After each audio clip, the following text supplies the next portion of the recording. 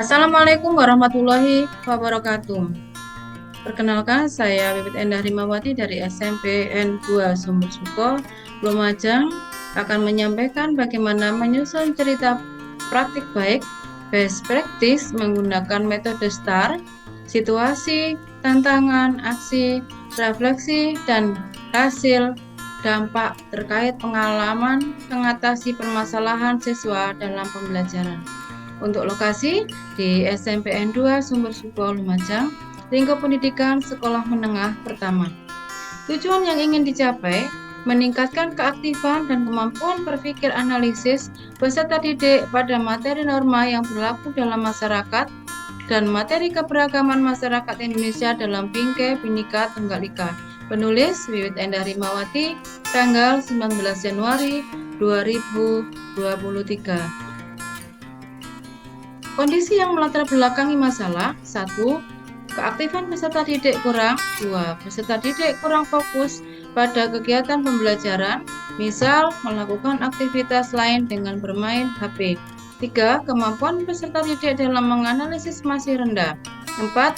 Fasilitas media pembelajaran yang terbatas dengan proyektor slide terbatas harus bergantian. 5. Guru belum maksimal dalam mengeksplor dan menggunakan pembelajaran yang variatif.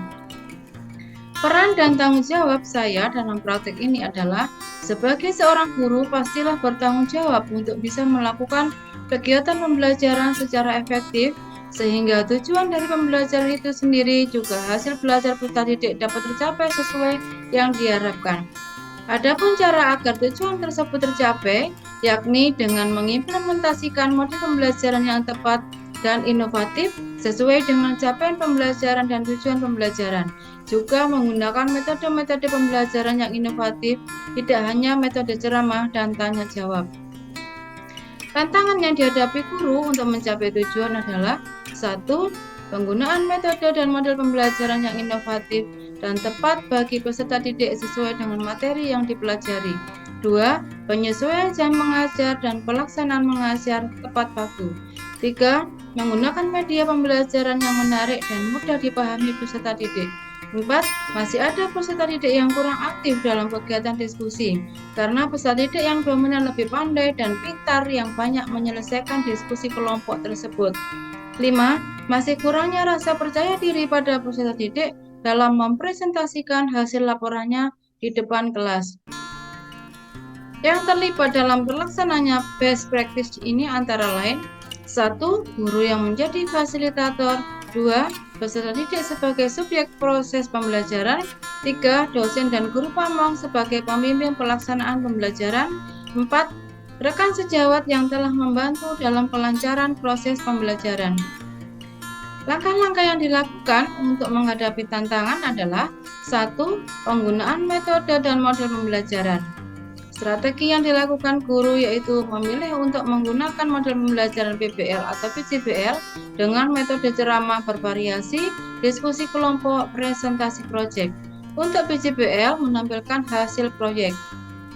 Proses yang dilakukan yaitu dengan memahami sintak model yang sesuai dengan model pembelajaran PBL atau PJBL sesuai dengan tujuan pembelajaran dan capaian pembelajaran serta materi bahan ajar yang dipelajari peserta didik. 2. Penyesuaian jam pengajar. Strategi yang dilakukan guru dengan menggunakan jadwal mengajar di kelas pada jam awal pelajaran.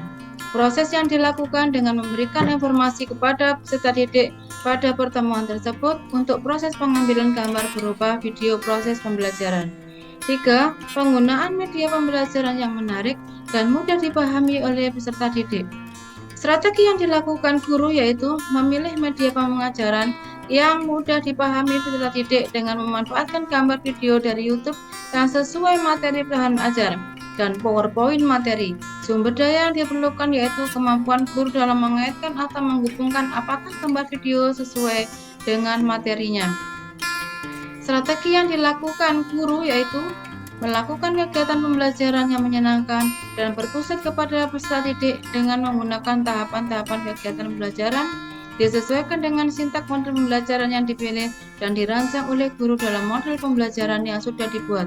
Sumber daya yang diperlukan yaitu kemampuan guru dalam merancang dan menyusun setiap kegiatan pembelajaran yang menyenangkan bagi peserta didik agar lebih termotivasi dan aktif sehingga hasil belajarnya akan meningkat.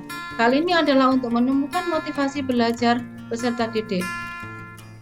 Dampak dari aksi langkah-langkah yang dilakukan antara lain: 1. Penggunaan model pembelajaran PBL atau PJBL di mana kegiatannya berpusat pada peserta didik, menjadikan peserta didik lebih mandiri, aktif, dapat berpikir kritis, kreatif dibandingkan dengan saat masih menggunakan model atau metode yang monoton. Selain itu, karena pada saat pembelajaran peserta didik dibagi menjadi beberapa kelompok serta berkelompok menjawab soal dan menampilkan hasil proyeknya dengan rasa tanggung jawab. 2. Penggunaan media pembelajaran yang berbasis tipek dalam bentuk video yang ditampilkan dalam slide PowerPoint, lebih mudah peserta didik dapat mempelajari dan memahami materi. Peserta didik lebih bersemangat dan tidak cepat bosan, sehingga keaktifan dan kemampuan berpikir bernalar kritis pada peserta didik bisa ditingkatkan.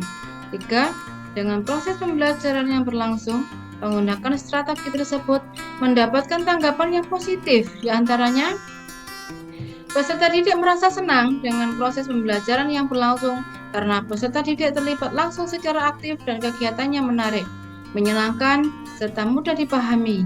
Hal ini dibuktikan dengan kegiatan refleksi saat pembelajaran berlangsung.